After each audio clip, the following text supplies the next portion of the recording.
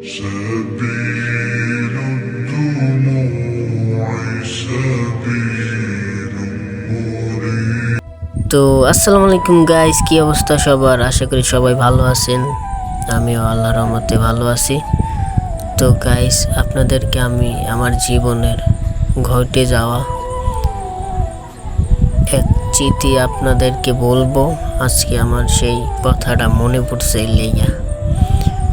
তো আমার বলার কারণ হচ্ছে, যেহেতু আপনারা আমার ভাই বেদার, এর কারণে আপনাদেরকে বলাটা আমার খুব জরুরি।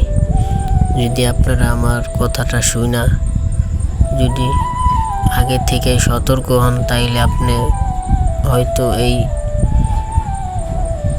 ইয়ার মধ্যে পড়বেন না, এই ভেজালের মধ্যে পড়বেন না আর কি। তো যখন আমি ক্লাস 6-এ পড়ি, তখন আমার একটা মাইয়ের খুব ভালো লাগা বলতে, ওই মাইয়ের আমি প্রেমে পড়ে যাই আর কি। প্রেমে পড়ার পরে যখন আমি সেই মাইয়ারে প্রপোজ করার পরে সেই মাইয়াটা আমার রিজেক্ট করে দেয়। রিজেক্ট করার কারণ হচ্ছে, আমরা মধ্যবিত্ত ঘরের সন্তান, এর কারণেই।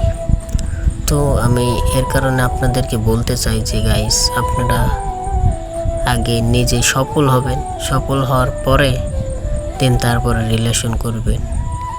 দেখবেন সফল হওয়ার পরে আপনার মাইয়ার পিছে ঘোরা লাগবো না, মাইয়াই আপনার পিছে ঘুরবো।